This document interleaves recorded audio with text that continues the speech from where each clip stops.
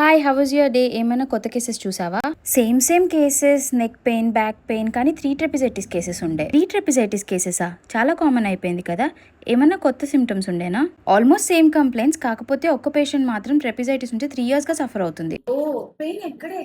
Usual symptom breathing muscles check చేసావా? లెవెటస్ క్యాపిలే. Work చాలా హెక్టిక్ ఉండే. 3 years నుంచి సేమ్ డయాగ్నోసిస్ చాలా మంది ఇచ్చారు కాబట్టి I went along with it.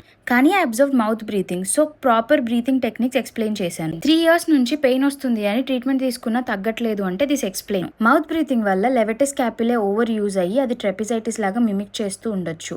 కానీ ఇక్కడ ప్రాబ్లం బ్రీతింగ్ చేస్తున్నప్పుడు డయాఫ్రమ్ మూవ్మెంట్ ఇంకా రిప్ ఎక్స్పాన్షన్ సరిగ్గా జరగకపోతే లెవెటస్ క్యాపిలే లాంటి యాక్సెసరీ మజిల్ ఓవర్ వర్క్ చేయడం వల్ల వీక్ అయి పెయిన్ రావచ్చు. ఈ పేషెంట్ లో కూడా అదే జరిగింది. బ్రీతింగ్ సరిగ్గా లేకపోతే ఫార్వర్డ్ నెక్, రిప్ ఫ్లేర్, లిమిటెడ్ హిప్ మొబిలిటీ ఇలా చాలా ఉండొచ్చు. కరెక్ట్ బ్రీతింగ్ టెక్నిక్స్ కోసం ఇన్ డెప్త్ గా ఒక వీడియో కావాలి అని అంటే బ్రీత్ అని కామెంట్ చేయండి.